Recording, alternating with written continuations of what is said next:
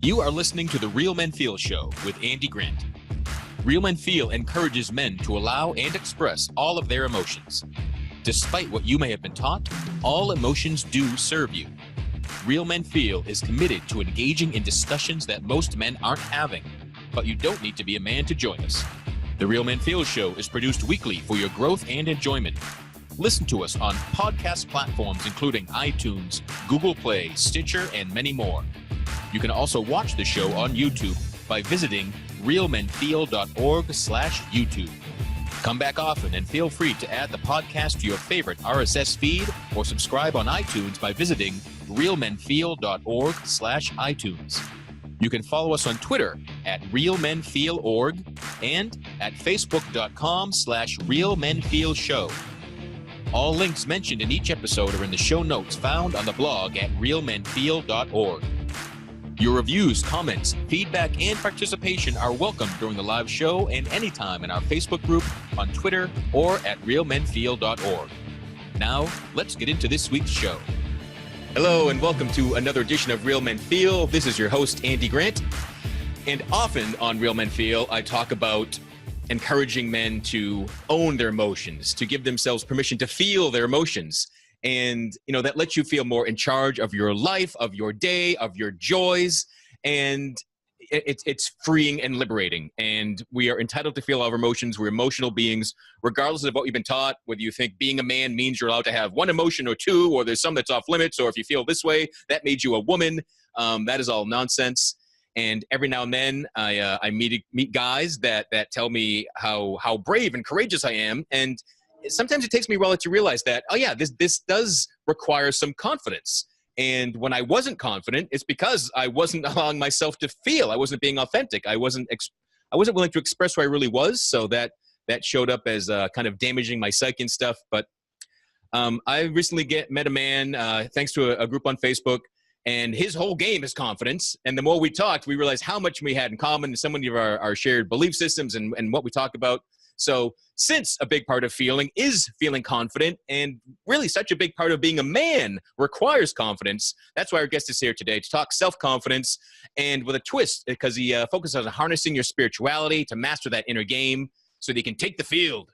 And what man doesn't like a good sports metaphor? So please welcome to the show, coach, educator, and podcaster, Dennis Sumlin.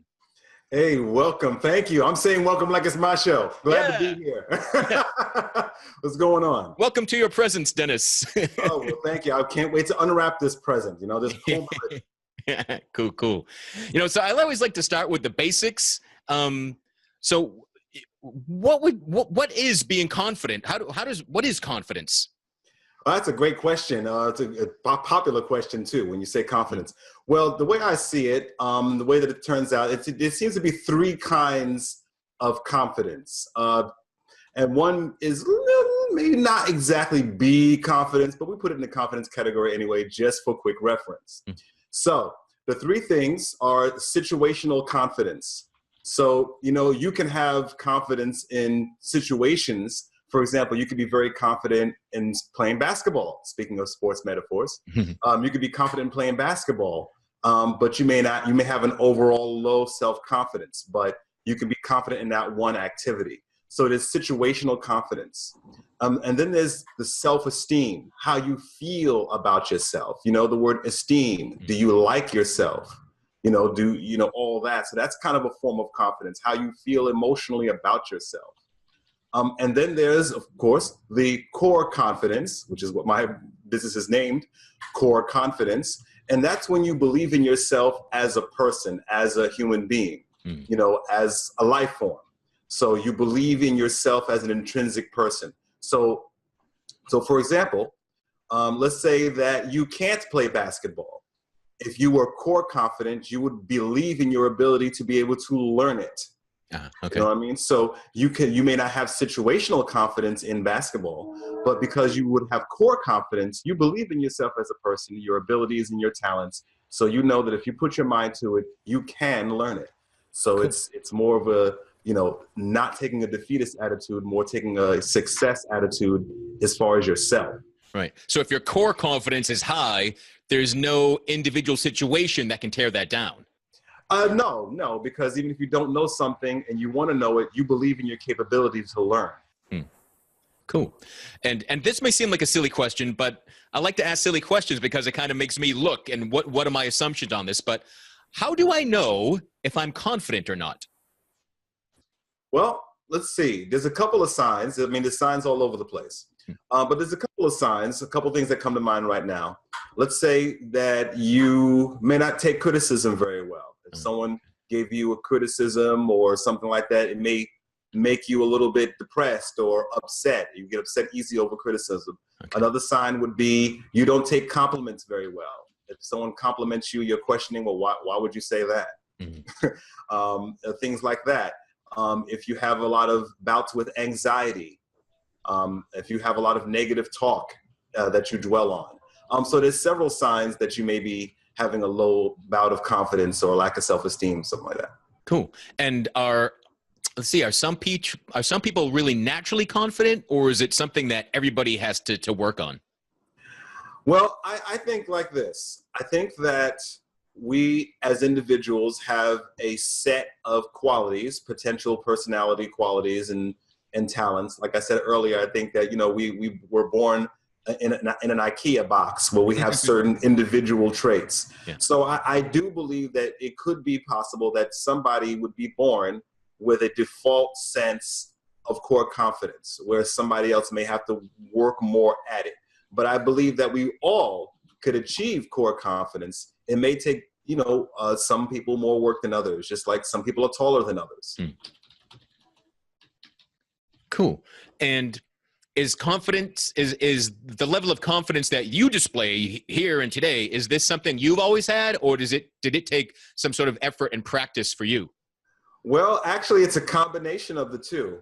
So it's both. It took both effort and trial, and it was also situational confidence. So for example, I'm one of those people, because they say that 75% of people have a fear of public speaking and so forth and being on stage. I happen not to be one of those people.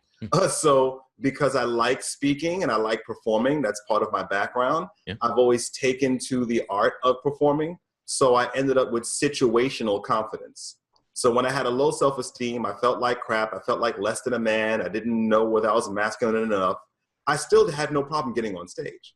So I had situational confidence, but I didn't have core confidence. The core confidence is what's got me on this podcast now, because this is a video podcast, and there were times I didn't want to be on video because I lacked belief in myself and my appearance and all this other stuff that I had insecurities of. So while I had situational confidence in the art that I loved, the lack of core confidence was actually stopping me from proceeding in that career. So the fact that I'm even sitting here today on camera with you on a podcast for an hour comes from the core confidence. Cool. And let's get out of the way. Most of our listeners are listening to the audio traditional podcast, but the show is also on YouTube. We do record video, so you could see this on Facebook or wherever else. And listening to Dennis sounds like a great, confident man. You might not know what the heck is he talking about any sort of a fear of being seen or being on video. But Dennis is blind, and if you saw his face, if you would probably realize that.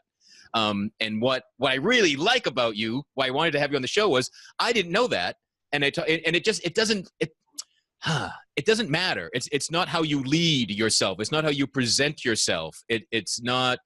Well, it's not this kind of backward compliment of, well, he's pretty confident for a blind guy, or he's a pretty good speaker for a blind guy. Pretty fly for a white guy. That song. Yeah.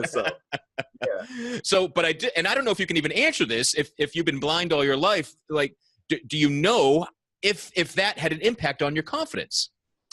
Well, that's a great question, and it's a two-part answer. One, I was not blind my whole life. I actually had sight. I was born visually impaired, but I had sight, so I was effectively sighted for all most intents and purposes until I was 11.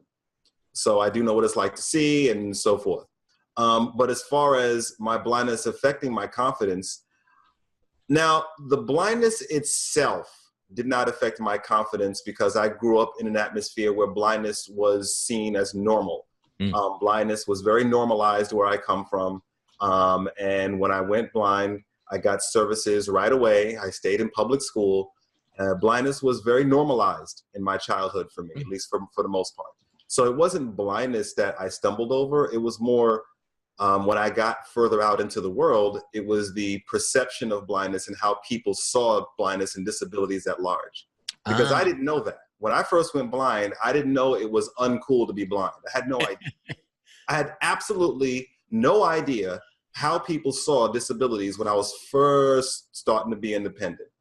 It took me by surprise, and it took a sucker punch at my confidence, because it's something I did not understand, and it's something I had to really adapt to and try to understand. That's I'm trying to get my brain around that, because it's not, and it helps people realize their own assumptions and what we project onto people, that blindness wasn't the issue. It's how everybody treated that. Yeah, absolutely. I mean, of course, if you're sighted and you go blind, there's going to be adjustments you're going to have to make. Of course, there's going to be that. I had to make adjustments. I had to learn to read again with Braille. I had to learn to travel again. So of course, there's going to be adaptations that has to be taught. But that didn't bother me, because again, where I come from, blindness was kind of at least semi-normalized. But the larger world, the larger society doesn't see blindness or disabilities that way. No matter how independent you are, there's still a perception about that. And that's a very overwhelming perception. And it did take a toll on my sense of confidence, my sense of self-perception, because the society was challenging my own perception of myself. And it's quite overwhelming, because, when you're disabled and you're a man, then your masculinity sometimes gets questioned. And, so we can go on and on for hours about that. Yeah. So I had to, back to the core confidence, I had to figure out a way of building that core confidence to withstand the stigmas and social pressures and things that come along with that. And since you touched on masculinity there, was it ever outright said that, oh, you can't be masculine, you can't be a man? Or is that just something you kind of felt somehow hinted at? Both. Wow. I've actually had people say to me that they saw me less than a man because I was blind. I've actually had people say that. There's other people who will, based on the tone that they take with you, you can tell that they don't see you as an equal adult. In the dating scene, it doesn't even matter what preference you have. The dating scene, you'll see that people aren't always, ready or able or understand the whole blind thing. So, so it's said in direct ways and it's said in indirect ways. And that was another clash, because I never felt anything other than a man. When I was younger, I never, before I got out into the world and more independent, I never thought to myself, I wonder if I'm masculine enough. I wonder if I'm a man. Well, of course, I wasn't a man at that time. I was a kid, but I never thought about it until my own perception clashed with society. Well, I can't be a man because I'm blind. I'm less capable, supposedly. Right. I can't be a man because I'm a little too sensitive about things, the whole sensitive thing. I can't be a man because, you name the trait. So, these are the kinds of things, that I had to figure out how to navigate. Right. And again, I want to get clear, I've talked to hundreds of men that have navigated these issues. And so it's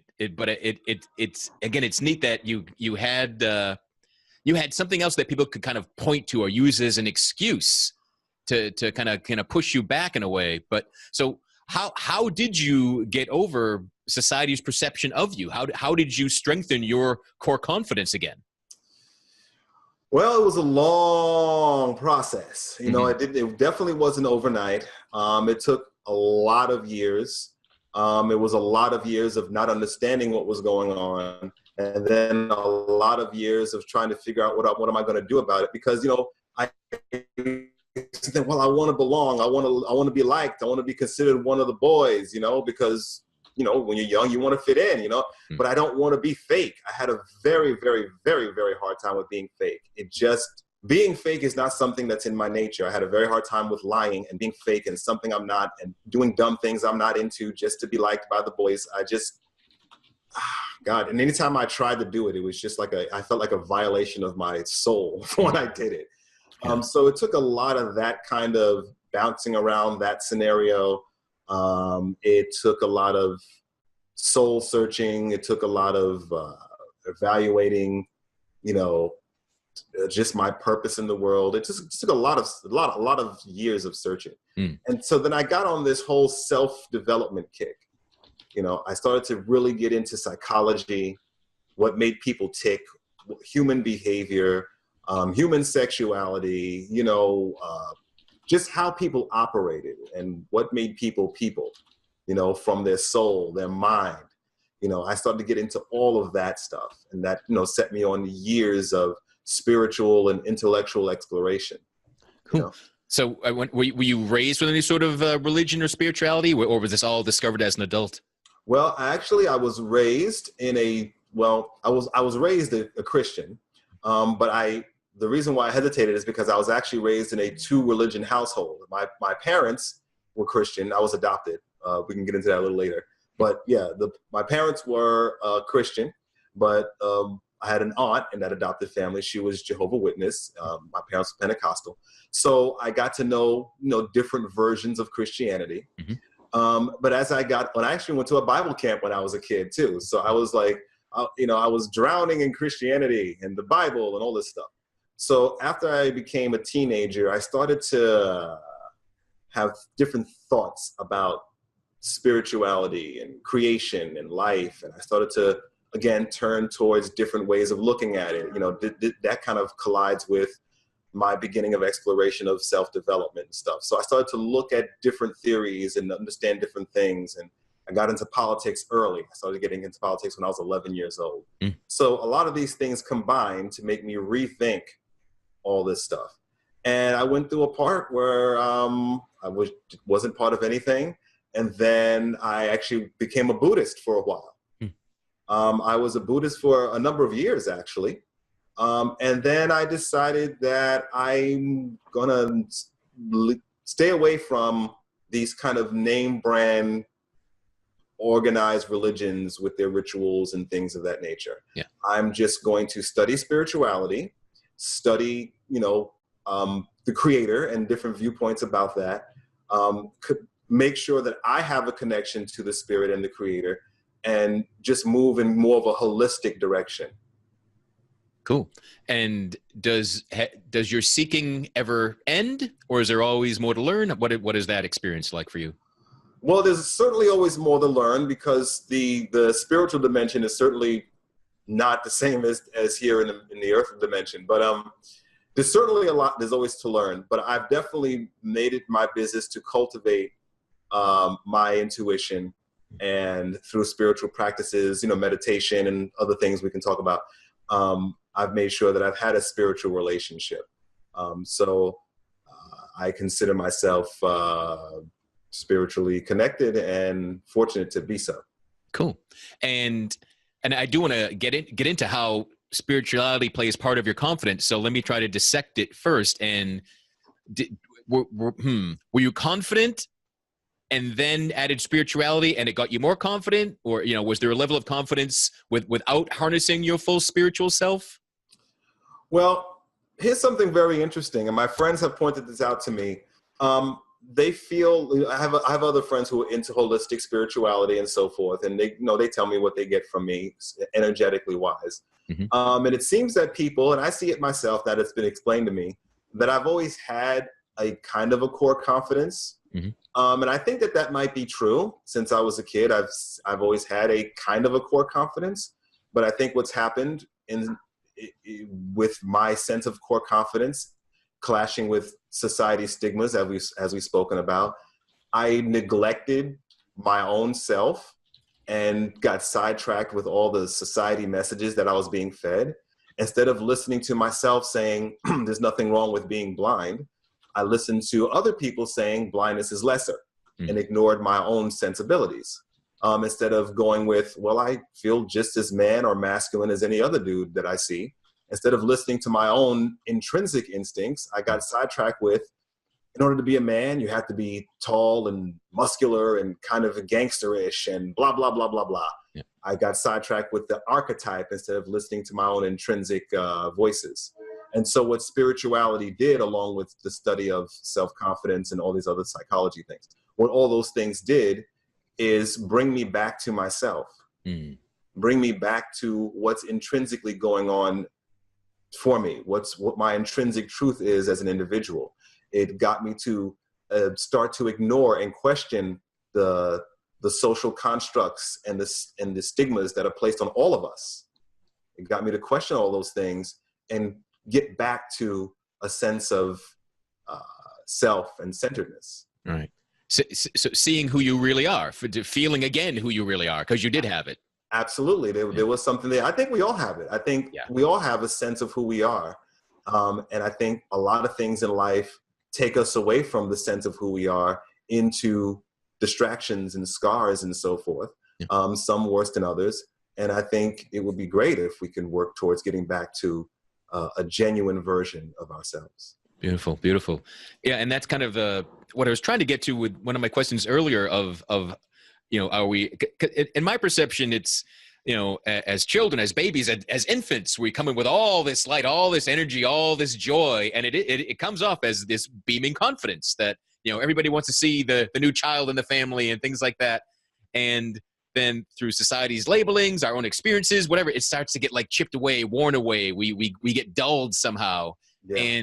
And we can either buy into the dullness and think, oh, that's who I am now, or we can find a new way to kind of break through that and to use your language, rejuvenate some of our core confidence. But, it's let that soul, let that intuition, let that light inside of us, let that source energy that fuels us, let that be authentically spread and shown and seen again.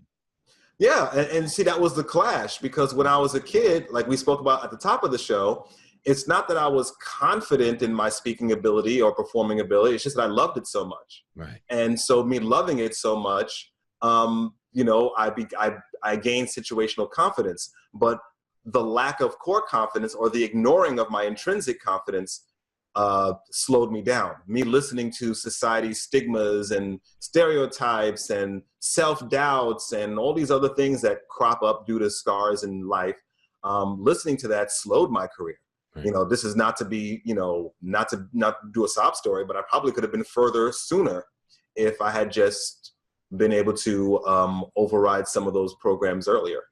Yeah, but you also could have been worse longer. That's just true. by listening to it longer. Absolutely. And, it's like, so it's not, we can only kind of be aware once we're aware. And then and you talk about this too, that choice. You have to make the choice to want to feel better, to want to improve Absolutely. How you feel and act. Yeah. Absolutely. Because, how you feel is a choice. Now, there are things in life you can't control that would be perceived as sad. But it's up to you what to do when you're in that situation. Mm-hmm. And even if you are sad about something, because we all should feel our feelings, we shouldn't deny or suppress them, because feelings are part of our makeup here on the planet. Right. But you can decide what you do with that sadness. You can decide how long you stay in that sadness or how long that sadness keeps you stationary. Yeah, and I find, and I tell people this all the time, when there's some emotion that for whatever reason we don't want to feel, the resistance to that makes us feel worse. Absolutely. And when I'm willing to, if it's sadness that's showing up for me, if I'm willing to feel it, on the other side of that emotion is always relief. Yet if I think I'm not allowed to feel sad and I deny it and I cover it up, it's just going to show up in more destructive ways at some point. Yeah, and that's what goes on, as you know, with us men sometimes. We're only supposed to feel a certain list of emotions. We can only feel anger or horniness or, competitiveness, things like that. But, affectionate, loving, we can't even feel a certain level of happiness. We have to keep our happiness in check depending on how it's expressed. Mm-hmm. So if we can get away from all that, and just express ourselves, and bottling up those sad emotions and it turns into depression, turns into addictions, and turns into all kinds of ugly things. Yeah. Yeah. I mean, it's a cliche is misery loves company, and kind of every emotion loves company. It's energy. It's having a upset feeling that you just carry without feeling it is like a virus. And you'll attract people to kind of commiserate over, oh, that does stink. Oh, that person, oh, it is their fault. And it can kind of build, but.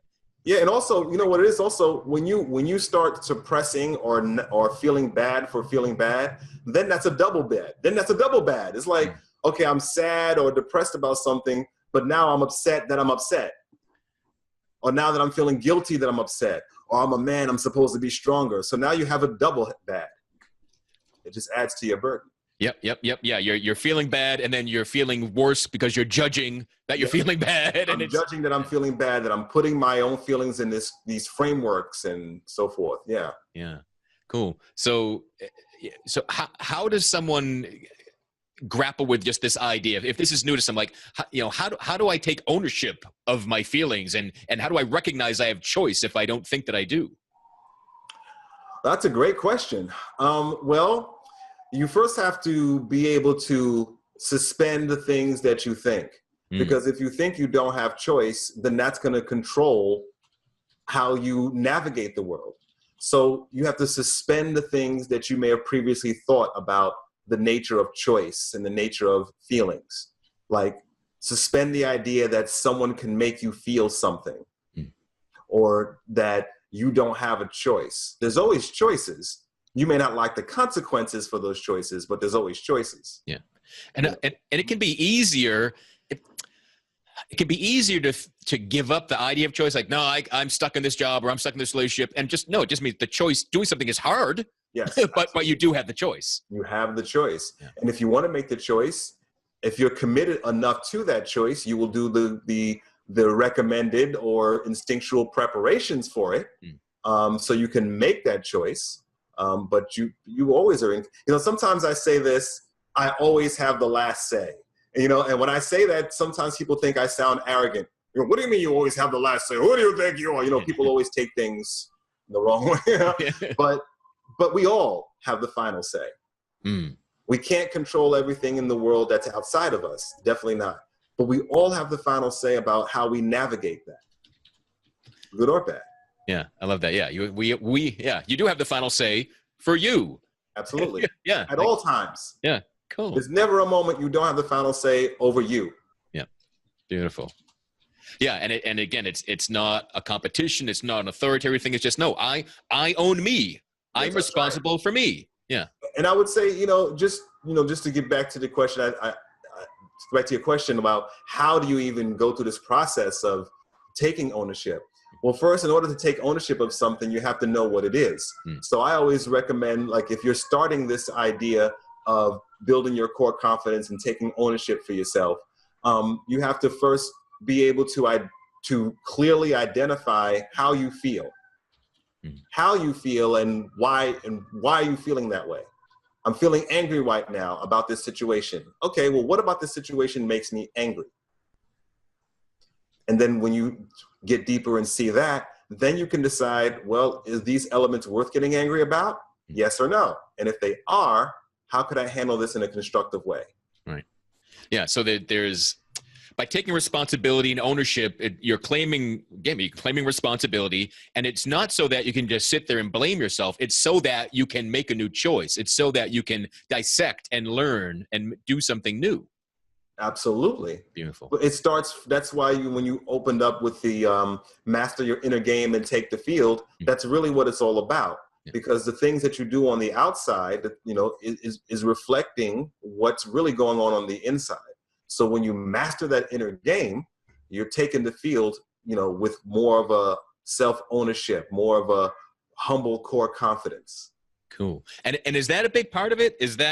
Does healthy confidence require some humility? I think so. I think that, certainly we have different personality types. Some people are introverts, some people are extroverts. So someone may wear their confidence more on their sleeve than others, just as a natural condition, because we have different personalities. But I think that true confidence is understanding that we're all teachers and students, because core confidence is believing in yourself, but also believing in other people as well, and staying within that framework. Just like you have talents, other people have talents too.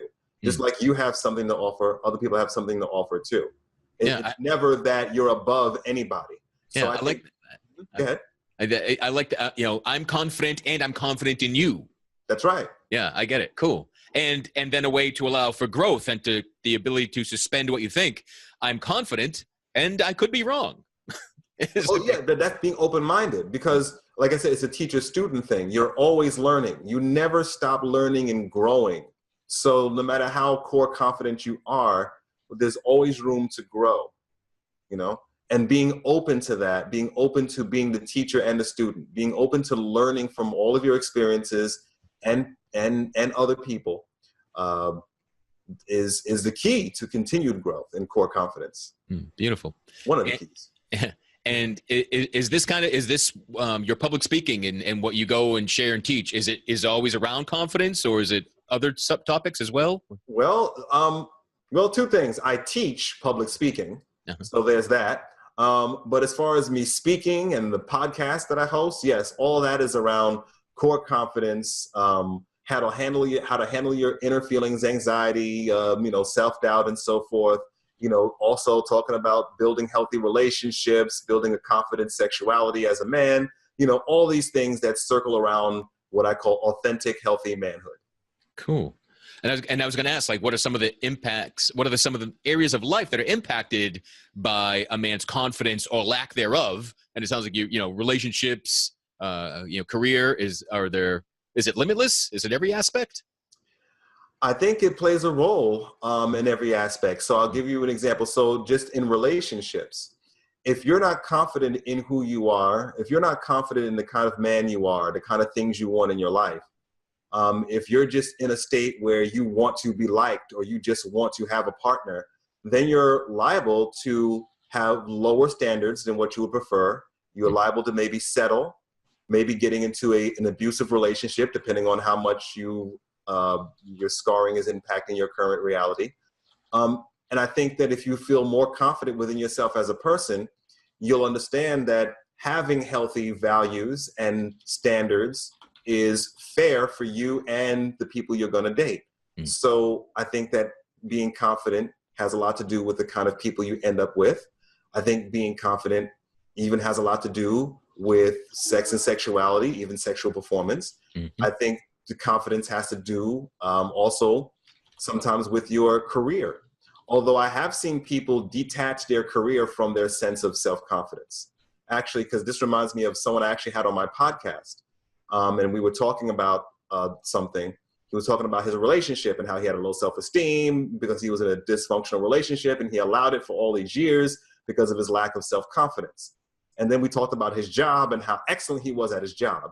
And I'm like, well, how come your job doesn't impact your sense of self-confidence? He says, because my job is, for me, I'm doing it as a machine. I don't think of it as part of me. So he detached his job performance away from his sense of self. So I've actually seen it happen with career, where you just kind of get up and you do the robotic thing because you know you got to earn money, or you actually are doing something you like, which ends up to be situational confidence. But when you get off the job, you're back to your lack of self-confidence self. So I think confidence has an impact on all areas. So it's neat as the notion of the career. So something can become so automatic and I'm good at it, but I don't even recognize that I'm good at it. So I just treat it as this separate part. I'm not building off that situation. Absolutely. He wasn't using his job performance as a measure of whatever he wants to measure, of a measure of his manhood, of his self-confidence, whatever his measurement stick was. He wasn't including his career in that. So is it good advice to use your situational confidence as a measuring stick, so to speak, to go into other areas to prove to your things to yourself? I think so. I think that's part of evidence-based thinking. I think that that's part of questioning our self-doubts. So I think that if you're someone that has a lot of negative thoughts, thinking, self-doubts, I don't know if I can do this, I don't know if I can do that, you question that and test that by the evidence of your life. So you say, for example, when I was much younger, I used to think that I was unattractive, which is totally not true. Those who are watching on video knows that's not true. But back when I was younger, I allowed stigmas about being skinny, and of course the way my eyes appear. I allowed people's stigmas around that to affect how I saw myself. But I never thought I was ugly when I saw myself. And I'm definitely not unattractive based on lots of histories that you can only get me to talk about when I'm drunk. So, question that. Oh, I'm ugly. Well, prove it. Where in my life have I seen the proof of me being ugly? Well, I have, I'm not a good speaker. Well, where in my life has that been proven? So anything that you feel about yourself, especially if it's negative, see if it's actually true. Question yourself. Right. So being able to treat yourself like a science project and do a little witnessing and testing. Sure. That's a way to kind of stop your negative thinking. Kind of like, well, why am I thinking this? It's not even true. This is silly. Yeah. It's silly for me to think that I'm not good at, fill in the blank. Look what I just did. Yeah. Yeah. That's what's always shown me that I've gotten through something, that I've grown when I can, look back on something that I thought was this really negative, horrible thought of mine. And now it just makes me laugh that it's just so silly. Yeah, it's silly. And it's good to engage your logical mind when you're trying to defeat negative pattern thinking. Cool. And we've both said the word authenticity a couple times, and I kind of like to get back to that. And because I think some guys almost can get triggered and defensive. And that, so for me, when I talk about being an authentic man, it doesn't mean you have to be like me. It means honestly being whoever you are, whatever your expression is. Does that ring true for you, or how would you talk about authenticity? You see, I'm glad that you brought that up, because you made me, I didn't think about that interpretation, that if you're saying to some other man to be an authentic man, they're assuming you mean you when you didn't say you. Yeah. But that's them spontaneously creating an archetype. That's very interesting. I actually didn't think about that, because when I think about authenticity, I'm thinking about what you're thinking about, being your true best self, being the authentic you. That I have the same interpretation you do, but it's cool. Interesting that people have come up with a and that's why we get along. But I've been doing this show, and I've attracted enough audience that the slings and arrows come out, and I realize they know some people are somehow perceiving this as like, especially having a show called Real Men Feel. I'm like, I'm not saying I'm the one real man. I'm encouraging men to feel real. But you know what that comes from? That comes from years and years of stigma of what a man's supposed to be. You know where this comes from. We're on the same page. Yeah. All this stigma about a real man does this. Yeah. A real man can lift 200 pounds. A real man is tall. A real man has a huge cockazoo. So anytime someone says a real man does, a lot of people's defenses go up. Yeah, because at some point in all of our histories, we've heard the opposite, that we weren't. And like, here's it's almost the reverse of the positive measuring stick of situational confidence. We're kind of reminded of, here's a place I didn't measure up. And now these terms bother me. Yeah, because we have that. Unfortunately, we've kind of absorbed as men this kind of little internalized little inferiority thing. Oh, real man, I don't measure up. Or who are you to say what a real man is? Like, we have our defenses up. Because, as you said, many of us have gone through that judging and ranking, especially as teenagers or young men. Yeah, cool. And what about when it comes to the notion of faking it till you make it? Is that an actual tactic to gain confidence? I think it is a tactic. I think it can work with the right mind frame. You have to fake it without bitching about it. Like, because I did that when I was younger. I would fake it. When I was told fake it to make it, because I have a thing with honesty and genuineness. I hear the word fake. What do you mean fake it to make it? Why do I got to be fake? I made it into a negative. Yeah. Fake it to make it. What? I'm not fake. If I'm not happy, I'm not going to pretend to be. Who are you to, I got all defensive and indignant. What are you talking about? So if you're going to get defensive about it and actually think it's fake, then it's not going to work. Yeah. But fake it till you make it is meant to relay the actuality that if you go out there and you approach people with a good spirit and try to channel your best self, even if you don't exactly feel like it, eventually it's going to engage your best self. Right. It's about energy. Yeah. It's about you summoning up the energy that you have within you to overcome the negative energy at the surface. Yeah. And I'm reminded of my own experiences as you said that. And yeah, I hated that term too. Like, wait, why am I faking it? This doesn't make sense. I'm supposed to be me and authentic. So yeah, it can, if you're not listening closely, you can kind of pretend you're hearing, wait, you just said to be authentic and then you said to fake it. But it's just, there's no good rhyme. There's no good little, daycare thing to throw out there of like, channel your best self and then you'll make it. It just, Exactly. And see, I think that's important what you're saying, your best self, because you all, we're a whole people as we've been saying, the whole time, we're whole people, holistic beings, all parts of our personality is part of us. And so being our best self means putting our best foot forward. So if I'm getting up am I having a particularly I feel bad this morning, don't feel like in a very good mood, that's not the person's fault down the street. Right. So putting my best foot forward, putting my best self forward, even if I feel a little messed up, a little fucked up here, I'm going to go out there and I'm going to make the best of my day. I'm going to be to my best, to be kind to people as I want them to be for me. And the energy of that will follow, either through you doing it or through other people reflecting that energy back to you. Yeah. And one thing I always like to call out when everyone's talking about, being your best self, putting your best step forward and everything, is that our best is going to fluctuate, right? Yeah. Our best depends on our sleep, our food, our energy, the weather, the people around, right? There's all these different circumstances that can add to what makes your best version of you in this very moment different from yesterday or next week or 6 years ago. And it's important to let that be okay. Like, just to know if when we can honestly tell ourselves that I'm doing my best right now, that's the goal.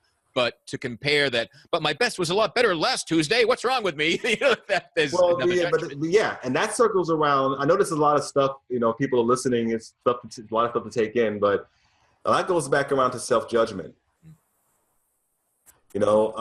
Judging ourselves for maybe mistakes, judging ourselves. Well, I didn't perform today the way I did yesterday, so I must be an idiot, or I must be whatever. I must be slacking. Self-judgment, holding ourselves to our own standards is good. Self-judgment, where we are negatively convicting ourselves for faults and shortcomings, are bad. Okay, great. That's a good differentiation. Cool. Absolutely. And are there other common habits you see people that they fall into that kind of lowers or injures their own sense of confidence? A lot of that stuff is really when you stop listening to yourself and hand over your ears and your eyes to someone else. So that's when you compare yourself to other people. That's a sign of low self-confidence. That can continue to damage your self-confidence if you compare yourself to other people. Oh, he has this. How come I don't have that? He's making this. How come I don't have that? Yeah. When you stay in that kind of mode, that's also pretty damaging. Again, I go back to when you can't take simple compliments, when you can't take constructive criticism, those kinds of things, keep you in a state of low self-confidence. When you dwell on negative thoughts, we all have thoughts. We all have negative thoughts. When you dwell on the negative thoughts, mire in them, sit in your anxiety about them, that fosters low self-esteem. Do you have any sort of basic tools you could share with people now to develop their own confidence? What I do, there's a whole kit and caboodle tools of tools. Right. But one thing that came to my mind when you first asked me that question, I'm someone that I have anxiety. I go through my little anxiety bouts. As people know, with anxiety, you have the little elevated response system. You start thinking all these thoughts. Many of them are negative or catastrophizing. And so what really helps me, one of the things that I'll suggest, among others, is doing some silent meditation. And so every morning I have a morning routine, and I find it very helpful to, one, have controlled chaos in my mind, have a point in my meditation where I let my mind run wild and go crazy with silly things, and then I stop it. And then I go into silent mode and allow my body and mind and soul to sit still. and just quiet my mind. And ever since I started doing that, I feel more centered, and the things that would normally rattle me a lot less. And so I'm able to be more confident in myself because I feel more centered. Another one, as far as tips, as we spoke about earlier, when you start to have those circular negative thoughts, start questioning them. Smack them down. Answer them. You know? Answer, if your mind is creating catastrophes, answer them. Well, what if this happens? Well, if this happens, then I would be able to do this, and that's it. You know, so not allowing those negative things to run away with you. So answering and questioning your negative thoughts is also another way of building confidence. Cool. Another way is when you compare yourself to others, know that you're not seeing the whole picture. You're seeing snapshots of somebody else. So you're comparing your whole self to somebody's snapshot, even if that person's your friend. So yeah, just a couple tools. I can probably go on for hours. Cool. And all this talk of comparisons reminded me of one of my favorite quotes. Comparison is the thief of joy. And that's attributed to President Teddy Roosevelt, which always surprises me. But I love that line. And it's really true. I find that time and time again. Oh, Teddy Roosevelt has some of the best quotes, and he's my favorite president. Uh-oh. I heard it. Uh-oh. It just reminded me. I do have a presidential question here, so we'll see if we get to it. All right. But you also talked a lot about spirituality. So I wonder, are there common blocks or resistance you see to men that you want to work with? You want to coach them, and you realize, is there something that's kind of they're afraid of to deal with in terms of exploring their spirituality? Well, when it comes to spirituality, I think that's a tricky one, because I work with men who, if we're working on some spiritual stuff, I work with men who are more open to exploring their spirituality, and, because there are people who are very committed to their spiritual beliefs, whether they're Christian or Muslim or what have you. Mm-hmm. And so if somebody is looking for someone to coach them in a Christian or a Jewish kind of context, then I wouldn't be the one. But if someone is looking to really think of spirituality as not having a box, of being able to think of spirituality as being holistic and moving past some stigmas that religion and society fosters, those are the kind of men I'd be able to work with, because then we'd be able to release some blocks they may have around self-esteem, around purpose, around sexuality. But you, of course, first have to be open to being able to move past some things you may have believed in the past. Right. And so let me dig deeper on that. Do you see enough closed men to be able to have any insight as to what is keeping them closed, mind-wise? What's keeping some people get open-minded and they come and they seek you and there's rapport instantly. I get that, but then those guys that just stay miserable, like what do you think it is? Well, there's a thing of comfort zone. I've been thinking about comfort zones a lot lately. We love the devil that we know. If something has gotten us by, or we think it's gotten us by, we tend to want to stick to it. And this goes beyond spirituality, of course. This goes with everything. A lot of times we tend to stick to the things that we feel work. Right. Even if they're somewhat negative patterns. Like I remember when I was going through my frequent bouts of depression years ago, I would actually argue for my depression. Yeah. I didn't want to, I said, well, I'm comfortable with being depressed. It's part of who I am. So I got comfortable with it. And so it's harder to get me out of it when I'm actually made friends with it. Right. So, and I think that's what happens when people have a particular philosophy, or they've lived through particular experiences that shape their viewpoint. They could be afraid to look at something new because they don't know where it's going to lead. Yep. Or they could be afraid to question, let's say, their religion because they don't know if that's the right move. Is God going to punish me? So there's always a comfort zone based reason why people are closed off to it. Depends on the topic. With spirituality, yes, it's probably a stigma around leaving an organized religion. When it comes to other things that men are blocked on, it's manhood concerns, purpose, purpose concerns, things like that. Yeah. Cool. But you can only be coached if you want to be coached. Oh, If you're stuck in a comfort zone and you don't want to move, a coach can't make you move. Right. Yeah. Nobody, not coach anybody, friends, family. You can only help people that want to be helped. Absolutely. Otherwise, it's just you're that joining goes them. Back to choice. Yeah, that goes back to choice, and that goes back to you choosing your own everything. Yeah. If you want to be helped, you will be. Mm-hmm. And I'm hearing in so much of that answer, it boils down to fear. And I just throw it every man is afraid at some point. I've gotten into really believing this, especially in a spiritual, energetic so far. There's only two things that everything breaks down to. It's love or fear. Mm-hmm. All the things that we do derive from that, because it's not love or hate, because hate boils down to fear. Right. Yep. And an exercise, when I first started, when I realized after multiple failed suicide attempts that, all right, well, maybe I'll stick around. Maybe there's a point to this thing called Andy, and I'll try giving life a better shot.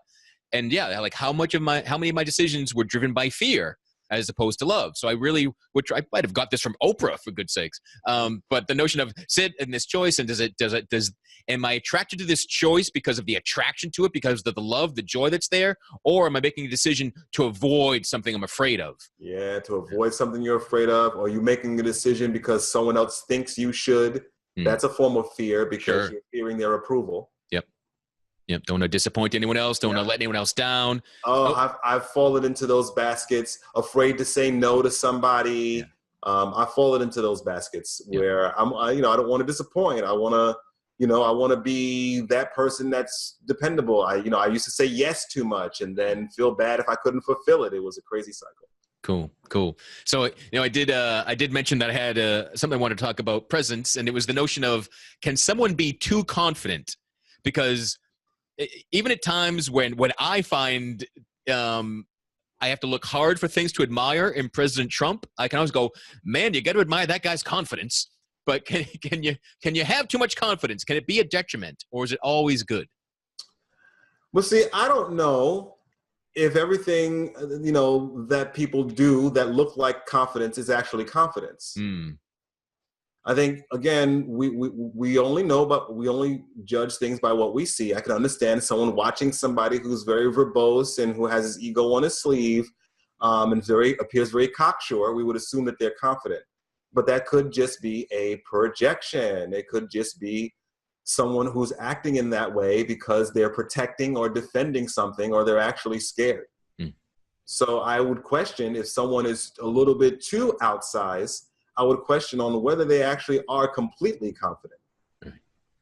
Yeah. So it could be an inflated situational confidence to hide a more deficient core confidence. It could be actually that. Absolutely. Cool. Because I just, again, like I said earlier, I think some people are more extroverted than others and so forth. But I think at a certain point, I start to think that people leave the realm of core confidence and start getting into showboating. And if you're showboating, I'm going to question, what's the boat being ruddered by? Cool. So in your work as a coach, you focus on confidence, and you talked about around relationships and sexuality and masculinity. How is it that you work with men? How is it? Yeah, meaning is it in person? Is it classes? Is it online? How do you like to work with people? Okay. The way I like to work with men is, well, if they're in New York, the New York City metro area, I'm certainly open for in-person sessions. These are one-on-one coaching sessions. So I'm certainly open to working in person if you are in New York City. If not, we can work on video, like Zoom, or video of your choice. I like Zoom because, you can record it, and there's a record, blah, blah. And, when you have one-on-one coaching sessions, sometimes you record the session for future reference. That's cool. So we can do it that way. I will be developing online courses for this as well. I have some online projects around public speaking. but I'll be developing some more on manhood. Now, actually, on my site right now, there's some quick downloads that people can go for. Like, there's these little 2-minute talks on confidence. There's a 2-minute talk on goals and success. There's also a Finding Your Values mini course on there too. So there's already some stuff there. Beautiful. But as far as one-on-one coaching, absolutely, you can go to my site and book a intro session with me, and we'll talk about what can we do to break you out of your comfort zone and your anxiety, so we can get you out there communicating with people, relating to people, having great sex, feeling like a man, and succeeding. Beautiful. Got it covered it all. So what's your site? CoreConfidenceLife.com. That's CoreConfidenceLife.com. You'll find information on the podcast and how you can talk to me one-on-one about confidence coaching. And if you would rather learn how to speak publicly and public speaking, that's been my life's work as well. So beautiful. Yeah. So if you're not catching it, listen to us. It's CoreConfidenceLife.com. Visit realmenfeel.org. In the show notes for this episode, we'll have links there as well. And so before we let you go and say goodbye, Dennis, I wonder if are there any kind of like the biggest leaps that stand out in someone's lives? And it could be your own or someone you've worked with, someone you've met, that once someone upped their confidence, how did their life change? I thought of my own life. How dare you think of yourself, Dennis? How dare you arrogant prick, you. Thought of my own life. I thought about once, and this was, several years back, I just thought about once I decided to value myself and value my own values, then my whole life changed. So once you decide to value yourself and value your own values and stick to them and not apologize for them, your life will change. You'll start to want better for yourself. And it'll be automatic. I've said on some of my podcasts and on articles I've written, once you start feeling good about yourself and understand that you deserve to have the best that you can get, all your habits will change. You won't have to think about eating better. It just will happen because you'll want better. Right. So there you go. Beautiful. Awesome. Dennis, I appreciate your time and everything you're doing so much. I really had a great experience getting to know you better and talking with you. And I hope all of our listeners feel the same way. Check out Dennis's podcast, Core Confidence Life, where all your finest podcasts are found, I imagine. Yes, it is. iTunes and, all the podcatchers, as they say. Right. You can ask Alexa, right, to play the Core Confidence Life podcast. So right there. Excellent. I got to see. Oh, good. You didn't wake mine up. Okay. Oh, yeah. I can't say Alexa to anybody now. Sorry. Oops. I don't have that, so I can say Alexa in my house all day long. You're wreaking havoc on podcasts everywhere now. But guys, fantastic insights. I love how much you're willing to share and go deep and get out of your comfort zone, help other men get out of their comfort zones. That is what the world needs more of. So again, I thank you for being here. Thanks everyone for listening. Wherever you're catching the show, give us a rating, a review, a share, a like, a subscribe, and we'll talk to you again soon. Be well. Thank you for listening to Real Men Feel. Reach out to us at realmenfeel@gmail.com. Learn more about Andy Grant at theandygrant.com. Until next time, visit realmenfeel.org or the Real Men Feel Facebook group and share what you thought of this episode. Please give this podcast a review on iTunes, Google Play, or wherever you are discovering Real Men Feel.